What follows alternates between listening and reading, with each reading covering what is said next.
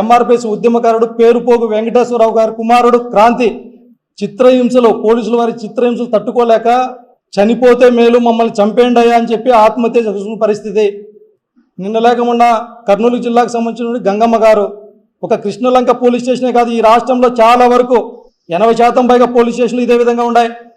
ఇటువంటి పరిస్థితుల్లో ముఖ్యమంత్రులుగా, ఉప ముఖ్యమంత్రులుగా మీరు ఉంటే ఎంత, పోయేస్తే ఎంత, మాట్లాడితే మాకు అనుభవం లేదు, ఇది మా పరిధిలో లేదు, మాకు చేత కాదు.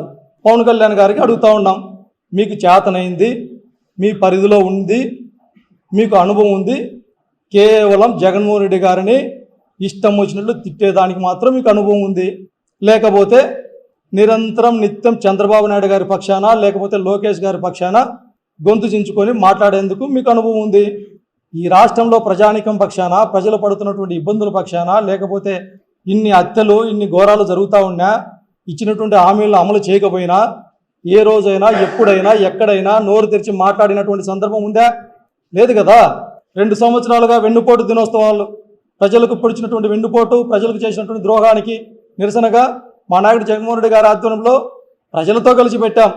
ఎక్కడ చూసినా రాష్ట్ర వ్యాప్తంగా స్వచ్ఛందంగా ప్రజలు తరలి వచ్చి మీ ప్రభుత్వానికి వ్యతిరేకంగా గళం విప్పితే దాన్ని చూచి ఓర్చుకోలేక డైవర్షన్ చేసడం కోసం, ఇవాళ ఈ రాష్ట్రంలో జరుగుతున్నటువంటి పరిణామాల కోసం వీటన్నిటిని కూడా డైవర్ట్ చేయాలా, వచ్చి ఏదో ఒకటి మాట్లాడాలా, దానికి ప్రజలపైన రుద్దాలా.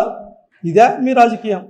మీరు ఎన్ని కేసులు పెట్టినా, ఎన్ని ఇబ్బందులు పెట్టినా, ఎన్ని అరెస్టులు చేసినా, ప్రజల పక్షాన వైఎస్ఆర్ కాంగ్రెస్ పార్టీ, జగన్మోహన్ రెడ్డి గారు ఉన్నంతకాలం మీ అవాకులు చెవాకులు ఈ రాష్ట్రంలో ఉండవు, ఉండబోవు అనేసి సందర్భంగా తెలియజేస్తూ ఉన్నాం.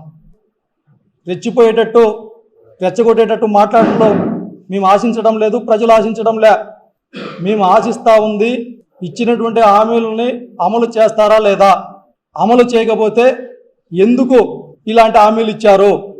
ఇవాళ ఈ రాష్ట్రంలో, ఈ దేశంలో ఎక్కడ జరిగినటువంటి విధంగా లా అండ్ ఆర్డర్ ప్రాబ్లం వస్తూ ఉంది. చివరికి మీరే స్వయంగా మీ నోటితోనే మొన్న చెప్పారు, నా పరిధిలో లేదు, నాకు హోంశాఖ ఉంటేనా అని.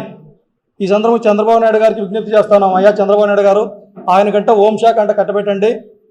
ఇప్పటికి ఎలాగో 80% మంది ప్రజలు ఆయన నిజ స్వరూపం గురించి తెలిసిపోయింది.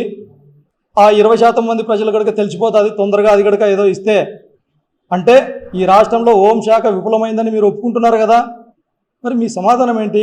ఈ ప్రజలు నమ్మి ఆశపడి మీరు ఇచ్చినటువంటి అబద్ధపు హామీలకు ఓట్లు వేస్తే గెలిచిన తర్వాత ఇంత దౌర్భాగ్యమైనటువంటి పరిపాలన చేస్తూ చివరికి మనుషులను చంపుతున్నారు, మనుషులు ఆత్మహత్యలు చేసుకునేటట్టుగా ప్రేరేపిస్తూ ఉన్నారంటే ఈ రాష్ట్రంలో ఉన్నటువంటి పరిస్థితులు ఎంత భయంకరంగా ఉన్నాయో కేంద్ర ప్రభుత్వం ఒకసారి ఆలోచించాలా, ఈ దేశ రాష్ట్రపతి గారు కూడా ఒకసారి ఆలోచన చేయాలా. చంద్రబాబు నాయుడు గారికి మీకు ఎన్నైనా లావాదేవీలు ఉండొచ్చు, మాకు సంబంధం లే. మా పార్టీకి సంబంధించిన నాయకుల్ని, కార్యకర్తల్ని, మా అధినేతను మాట్లాడితే మాత్రం ఉపేక్షించమని మాత్రం గట్టిగా చెప్తా ఉన్నాం.